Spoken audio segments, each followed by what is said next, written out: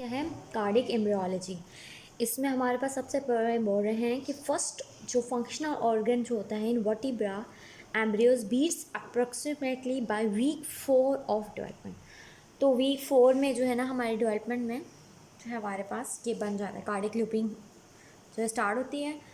मतलब लूपिंग का मतलब है कि स्टैब्लिशमेंट हो जाती है लेफ़्ट टू राइट पोलैरिटी। ठीक है, अगर हमारे पास डिफेक्ट होता है ना लेफ़्ट टू राइट डायनिन आर्म में तो हमारे पास हार्ट में डेस्ट्रोकार्डिया हो जाता है, जैसे कि वो कार्टेजिनस सिंड्रोम के अंदर होता है। इसके बाद हमारे पास अब है सेप्टेशन ऑफ द चैम्बर्स कैसे होती है। तो डायग्राम में पहले सबसे पहले हमारे पास सेप्टम प्राइमम बनता है। ठीक है, सेप्टम प्राइमम बनता है तो उसकी वजह से हमारे पास एक गैप बनता है, उसे कहते हैं ऑस्टियम प्राइमम।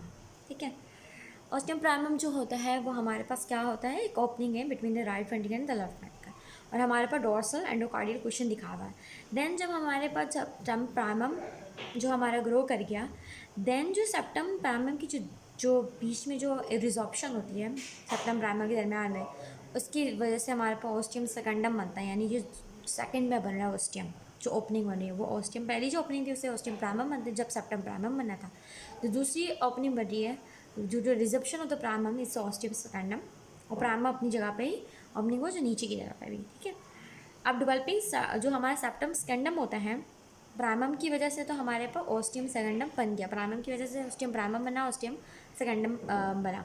नेक्स्ट इज जो हमारे बिल्कुल इसी के पैरेलल हमारे पास सेप्टम सेकंडम बनता है। क्यों बनता है? ताकि ये हमारे पास क्लोजर कर सके ऑस्टियम सेकंडम को।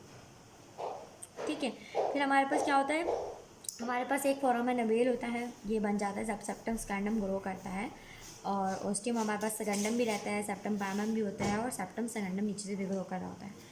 फिर हमारे पास जो फोरामेन अवेल को क्लोज करना है उसके लिए हमारे पास क्या होगा, सेप्टम सेकंडम का जो हिस्सा है और सेप्टम प्राइमम का हिस्सा वो आपस में मिलेंगे, फोरामेन अवेल जो है वो क्लोज हो जाएगा। ठीक है, और जो हमारे पास ऊपर वाला जो सेप्टम प्राइमम था वो डीजेनरेट हो जाएगा, अब उसका कोई काम नहीं है। ठीक है, अब हमारे पास ये जो जब ये मिल जाएगा फोरामेन अगर कोरियोस हो जाएगा तो हमारे पास आर्टीरियल पूरा सेक्टर सेप्टम बन जाएगा। अच्छा, आर्टीरियल सेप्टम बन जाएगा। अब हमारा पैटर्न फोरामेन मेल क्या है कि हमारे पास जो है ना पैटर्न रहा, यानी कि फेलियर हुआ सेप्टम प्राइमम का आपस में सेकंडम के साथ नहीं मिला आफ्टर बर्थ, तो मोस्ट आर लेफ्ट अनट्रीटेड। लेकिन इसकी वजह से जो सुराख रह जाएगा उसकी वजह से पैराडॉक्सिमल एम्बुलाय जो है ना, वीनस जो एम्बुलाय जो आता है हार्ट में सिस्टम से, वो राइट से लेफ्ट जा सकता है। ठीक है,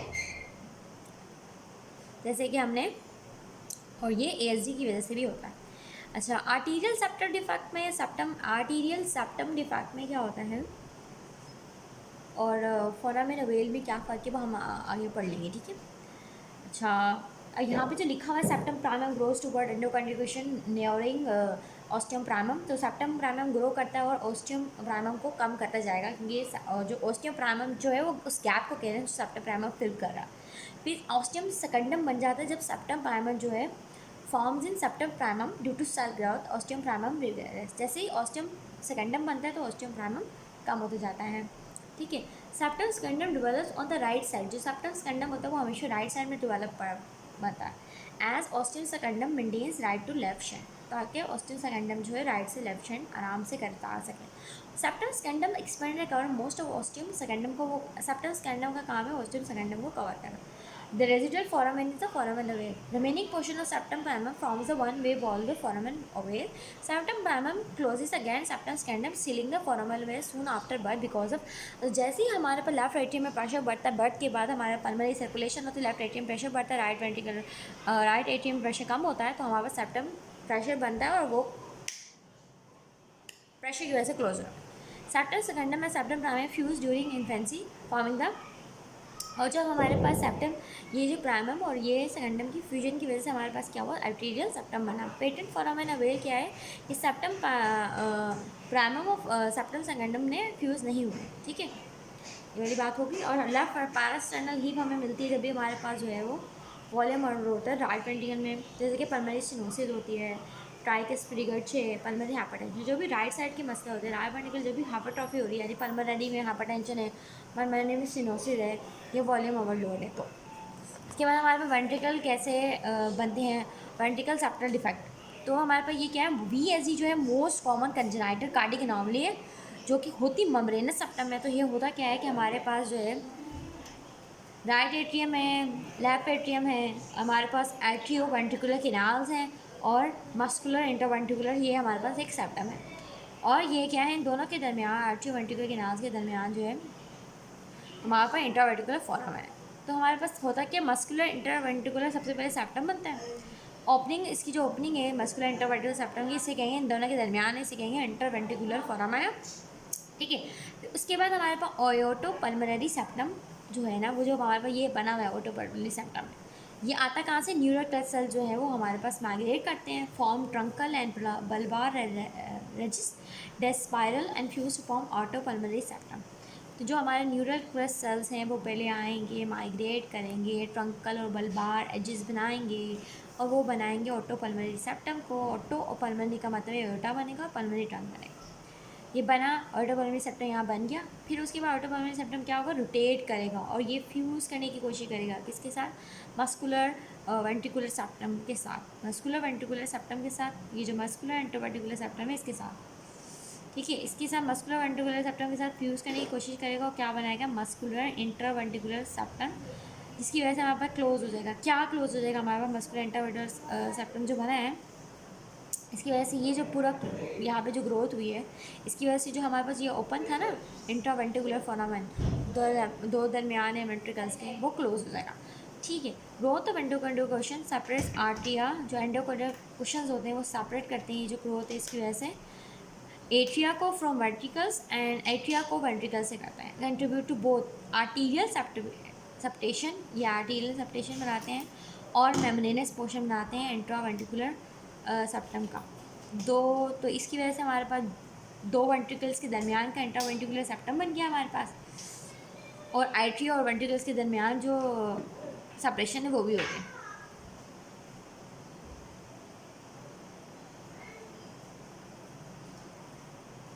अच्छा, अगर हमारे पास जो है, अब हमने बोल दिया कि BHD तभी होता है जब हमारे पास वेंट्रिकुलर सेप्टम डिफेक्ट जब होगा, जब ये मेम्ब्रेनस पार्ट है जो वेंट्रिकल्स के दरमियान में सेपरेट कर रहा है। यहाँ पे ये वाली बात तो होगी, अगर ये कॉर्नर ट्रंकल एब्नॉर्मलिटीज़ नहीं होगी, कॉर्नस आर्टेरो आयोटो पल्मोनरी सेप्टम सही से नहीं बनेगा, तो दो एब्नॉर्मलिटी होती है, तीन एब्नॉर्मलिटीज, या तो प्रेसिस्टेंट ट्रंकस आर्टियोसिस रहे, ठीक है, या फिर हमारे पास टॉफ हो सकता है, या ट्रांसपोजिशन ऑफ ग्रेट वेसल्स है। ठीक है, इन तीनों की हम एटियोलॉजी में पढ़ेंगे कि ट्रांसपोजिशन ऑफ ग्रेट वेसल्स कैसे हो रही है हमारे पास, और हमारे पास टॉफ कैसे हो रहा है।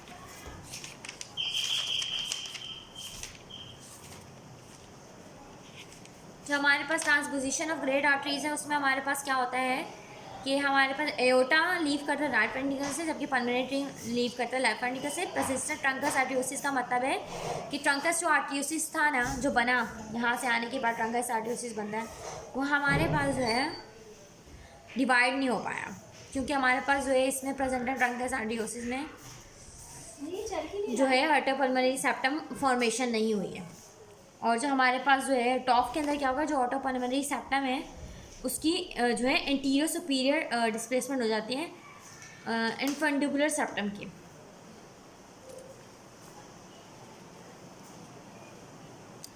उसके बाद हमारे पास क्या है, ये तीन डिसऑर्डर TT वाले जो है president trunks arteriole top and transmission great vessels आएगा।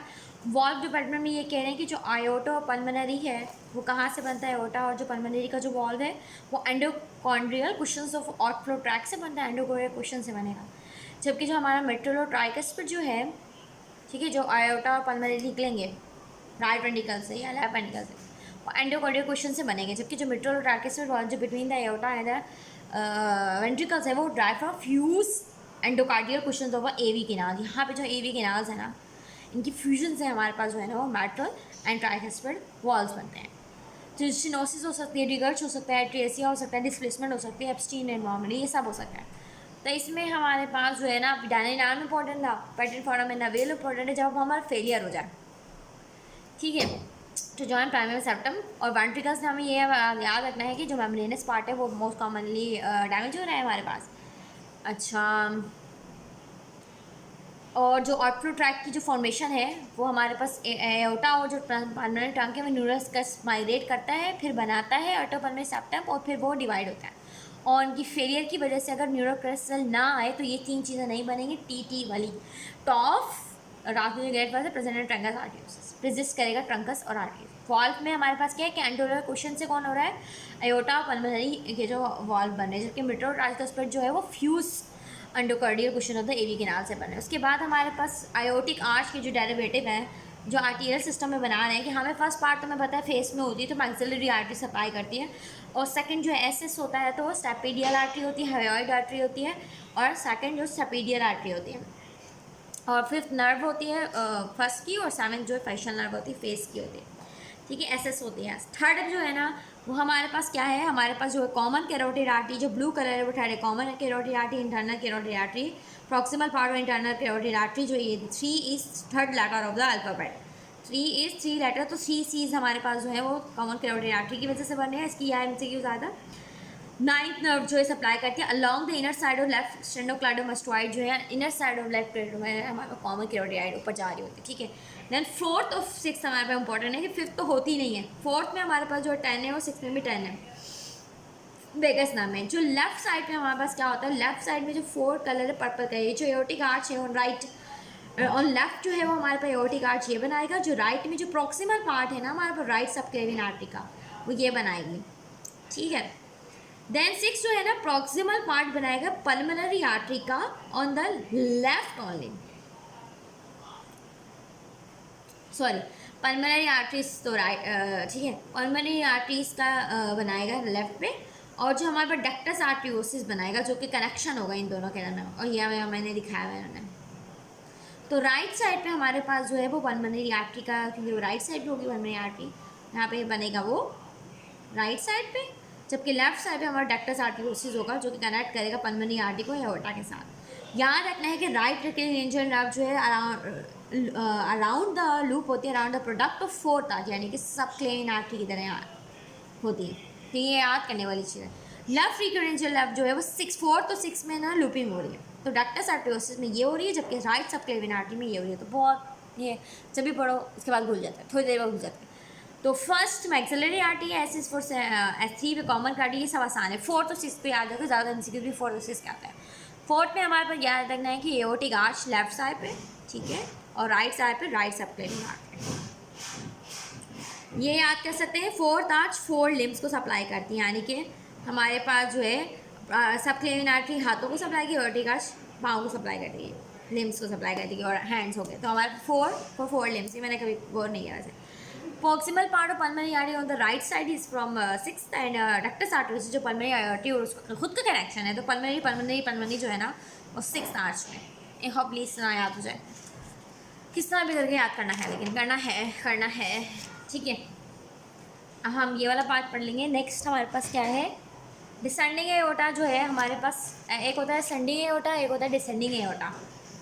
असेंडिंग एओर्टा जो ऊपर की तरफ जाता है, डिसेंडिंग एओर्टा जो नीचे की तरफ आ रहा होता है, वो पहले जो है हमारे पास थोड़ी डिसेंडिंग एओर्टा थोड़ा राइट में होता है, फिर वो बाद में लेफ्ट की तरफ हो जाता है, डोर्सल एओर्टा।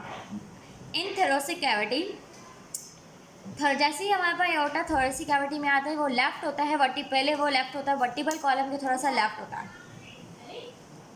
और फिर वो मिड लाइन में आता है as is ascends towards the diaphragm. तो पहले जो हमारी बॉडी में जो है ना एओर्टा जो है ना पहले राइट में होता है, फिर लेफ्ट में होता है, थोरेसिक कैविटी में लेफ्ट से आता है, वर्टिबल कॉलम के थोड़ा लेफ्ट होता है, और जब मिड लाइन डायफ्राम से नीचे जाने वाला होता है तो वो मिड लाइन में आता है, बिल्कुल मिड लाइन में जो डायफ्राम आता है, एब्डोमिनल एओर्टिक एनोरिज्म भी मिड लाइन में होता है, मास शो करेंगे। ट्रंकस आर्टियोसिस क्या है, एम्ब्रियोनिक है, किसको बनाने में, असेंडिंग एओर्टा पल्मोनरी ट्रंक बनाता है, ट्रंकस आर्टियोसिस। ट्रंकस आर्टियोसिस वही चीज़ है जहाँ पे न्यूरल क्रेस्ट्स आएंगे, वही ट्रंकल बर्बर रिजेस बनाएंगे जो ट्रंकस आर्टियोसिस बनाएंगे, देन वो डिवाइड होंगे, आर्टर पल्मोनरी सेप्टम बनेगा, देन वो डिवाइड हो जाएगा असेंडिंग एओर्टा पल्मोनरी ट्रंक में। तो ये मेरा डायग्राम नहीं डायग्राम नजर नहीं आई है, इसकी डायग्राम बहुत अच्छी बीएनबी के अंदर दी हुई है, बीएनबी में इसका बहुत अच्छा निमोनिक है। तो ट्रंकस आर्टियोसिस है जो कि हमारे पास एओर्टा पल्मोनरी आर्टरी बना रहा है, उसके बाद उन्होंने ये बना दिया था यहाँ पे, फिर उन्होंने बल्बस कॉर्डस बनाया।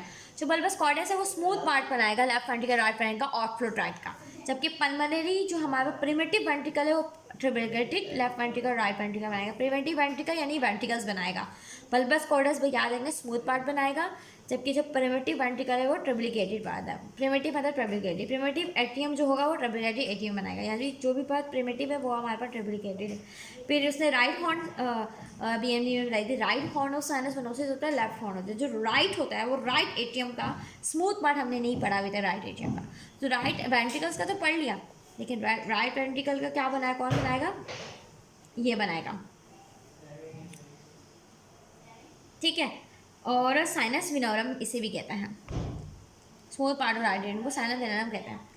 देन हमारे पास जो लेफ्ट है वो लेफ्ट क्या बनाएगा, लेफ्ट बनाएगा हमारे पास कॉर्नरी साइनस बनाएगा, लेफ्ट कॉर्नरी साइनस बनाएगा, ठीक है। अब हमारे पास एक ही रहेगा कि जो हमारे पास smooth part of left atrium कौन बनाएगा, प्रिमिटिव पल्मोनरी वेन है, क्योंकि वो खुलती भी हमारे पास लेफ्ट एट्रियम में, तो वो उसका स्मूथ पार्ट बनाएगी। अब हमारे पास जो कार्डिनल वेन्स है वो क्या बनाएंगी, वो दो चीज़ें बनाती है, सुपीरियर वेना कैवा बनाती है, inferior vena cava. Superior vena cava जो है वो एंटीरियर हो, मतलब ऊपर की तरफ होता है तो एंटीरियर से बनेगा, इंफीरियर कैवा नीचे होता है वो पोस्टीरियर कार्डिनल वेन से बनेगा, ठीक है। बाकी राइट कॉमन कार्डिनल वेन है वो भी सुपीरियर वेना कैवा बनाएगी, राइट इंटीरियर भी। तो कॉमन और जो है ना राइट, ये याद रखना। अगर हम इंटीरियर पोस्टीरियर करके याद करें तो भी आसानी है, और पोस्टीरियर उसके बाद जो भी नाम आएंगे, सब हो या सुप्रा हो, वो